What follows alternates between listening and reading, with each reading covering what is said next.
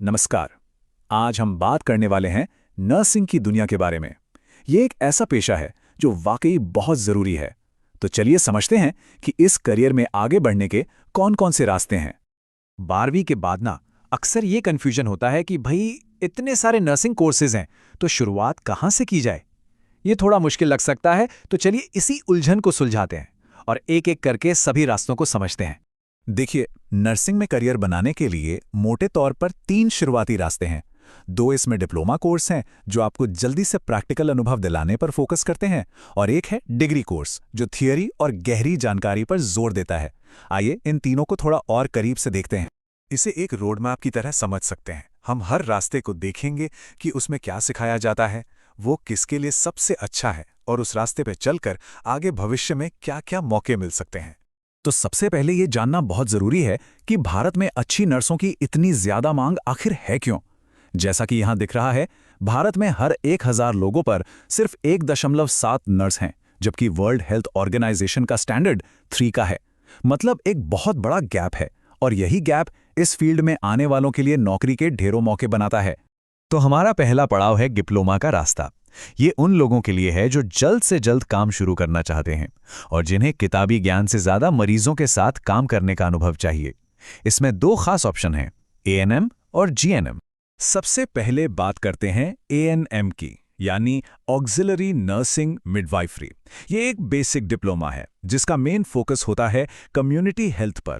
इसका मतलब ये है कि एएनएम नर्सें ज़्यादातर छोटे शहरों और गांवों के हेल्थ सेंटर्स में काम करती हैं, जहां वो टीकाकरण और बेसिक हेल्थ केयर जैसी ज़रूरी सेवाएं देती हैं। अच्छा, दूसरा डिप्लोमा है जीएनएम, यानी जनरल नर्सिंग एंड मिडवाइफरी। ये एएनएम के मुकाबले थोड़ा लंबा और गहरा कोर्स है। जीएनएम नर्सों को खास तौर पर अस्पतालों और बड़े क्लिनिक के लिए तैयार किया जाता है, जहां वो सीधे मरीजों की देखभाल करती हैं और डॉक्टर्स की टीम का एक बहुत ही अहम हिस्सा होती हैं। तो इन दोनों में मेन फर्क क्या है? जैसा कि इस टेबल में साफ दिख रहा है, एएनएम सिर्फ 2 साल का कोर्स है और इसे किसी भी स्ट्रीम का स्टूडेंट कर सकता है, चाहे आर्ट्स हो या कॉमर्स। वहीं जीएनएम 3.5 साल का है और इसके लिए साइंस बैकग्राउंड को तरजीह दी जाती है। तो चुनाव इस बात पर निर्भर करता है कि कोई कितनी जल्दी नौकरी में आना चाहता है और उसका एजुकेशनल बैकग्राउंड क्या है। डिप्लोमा एक रास्ता तो है, लेकिन अगर किसी को नर्सिंग की गहरी थ्योरेटिकल समझ चाहिए और आगे चलकर लीडरशिप रोल्स में जाना है, तो उसके लिए है डिग्री का रास्ता। यह है bachelor of science in nursing, जिसे हम बीएससी नर्सिंग भी कहते हैं। यहां पर एक बहुत बड़ा फर्क साफ साफ दिखता है, सैलरी और करियर के मौकों में। डिप्लोमा से नौकरी जल्दी मिलती है, ये सच है, लेकिन शुरुआती सैलरी थोड़ी कम होती है। वहीं डिग्री करने वालों की शुरुआती सैलरी भी ज्यादा होती है और उन्हें भविष्य में सीनियर रोल्स और विदेश में काम करने के मौके भी ज्यादा मिलते हैं। और ऐसा इसलिए होता है क्योंकि डिग्री में थ्योरी और रिसर्च पर ज्यादा ध्यान दिया जाता है। बीएससी नर्सिंग एक पूरी 4 साल की डिग्री है। इसमें सिर्फ प्रैक्टिकल ट्रेनिंग ही नहीं होती, बल्कि बायोकेमिस्ट्री, न्यूट्रिशन और साइकोलॉजी जैसे सब्जेक्ट्स की गहरी समझ भी दी जाती है।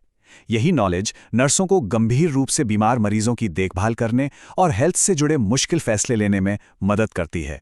तो अब एक बहुत ज़रूरी सवाल उठता है, अगर किसी ने डिप्लोमा से शुरुआत की है तो क्या डिग्री का रास्ता हमेशा के लिए बंद हो गया?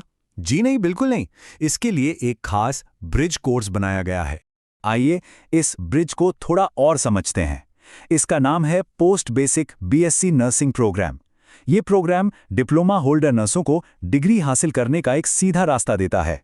इसका प्रोसेस भी आप देखेंगे बहुत सीधा सा है। जीएनएम डिप्लोमा पूरा करने के बाद नर्स को स्टेट नर्सिंग काउंसिल में रजिस्ट्रेशन कराना होता है। इसके बाद वो सीधे 2 साल के पोस्ट बेसिक बीएससी कोर्स में एडमिशन ले सकते हैं और इसे पूरा करने पर उन्हें पूरी बीएससी नर्सिंग की डिग्री मिल जाती है। और इसका सबसे बड़ा फायदा ये है कि ये कोर्स डिप्लोमा वालों के अनुभव को अहमियत देता है। कोर्स पूरा होने पर यह पोस्ट बेसिक बीएससी डिग्री एक रेगुलर 4 साल की बीएससी नर्सिंग डिग्री के बराबर ही मानी जाती है। मतलब करियर के सारे रास्ते खुल जाते हैं। तो पढ़ाई की बात हो गई, अब आते हैं मंजिल पर। आइए अब जानते हैं कि भारत और विदेश में एक नर्स के तौर पर करियर के कौन-कौन से शानदार मौके इंतजार कर रहे हैं। किसी भी कोर्स में एडमिशन लेने से पहले एक बात का हमेशा ध्यान रखें, ये गोल्डन रूल है। ये पक्का कर लें कि कॉलेज इंडियन नर्सिंग काउंसिल यानी आईएनसी से मान्यता प्राप्त है। क्योंकि आईएनसी ही भारत में नर्सिंग एजुकेशन के स्टैंडर्ड्स तय करती है। अगर कॉलेज अप्रूव्ड नहीं है तो डिग्री की कोई वैल्यू नहीं होगी और प्रैक्टिस करने का लाइसेंस भी नहीं मिलेगा। भारत में नौकरी की बात करें तो सरकारी और प्राइवेट सेक्टर की सैलरी में काफ़ी बड़ा अंतर देखने को मिलता है। सरकारी अस्पतालों में नर्सों की सैलरी अक्सर ज़्यादा होती है और साथ में जॉब सिक्योरिटी और दूसरे भत्ते भी मिलते हैं, जबकि प्राइवेट अस्पतालों में शुरुआत थोड़ी कम सैलरी से हो सकती है। लेकिन नर्सिंग एक ऐसा पेशा है जिसकी मांग पूरी दुनिया में है। सही क्वालिफिकेशन के साथ, खासकर बीएससी डिग्री के साथ, मौके सिर्फ भारत तक ही सीमित नहीं रहते, बल्कि दुनिया भर के दरवाजे खुल जाते हैं। चलिए एक उदाहरण लेते हैं जर्मनी का, जहां नर्सों की बहुत ज़्यादा मांग है। वहां काम करने के लिए एक मान्यता प्राप्त नर्सिंग क्वालिफिकेशन, जर्मन भाषा का ज्ञान, नौकरी का ऑफर और डिग्री की ऑफिशियल मान्यता, जिसे एनोखेन्नुंग कहते हैं, इन सब चीज़ों की ज़रूरत पड़ती है। और सैलरी का फ़र्क तो देखिए कितना बड़ा है। ये साफ दिखाता है कि जर्मनी जैसे देशों में भारतीय नर्सों के लिए कमाई की कितनी ज़बरदस्त संभावनाएं हैं। भारत में एक अनुभवी नर्स की सैलरी के मुकाबले वहां एक एंट्री लेवल नर्स की सैलरी भी कई गुना ज़्यादा हो सकती है। तो हमने 3 अलग-अलग रास्ते देखे, एक तेज डिप्लोमा, एक गहरी डिग्री और एक ग्लोबल करियर का मौका। हर रास्ते की अपनी एक अलग मंजिल है। अब यह फैसला इस बात पर निर्भर करता है कि किसी के अपने लक्ष्य क्या हैं और वो समाज की सेवा का ये सफ़र किस तरह शुरू करना चाहता है।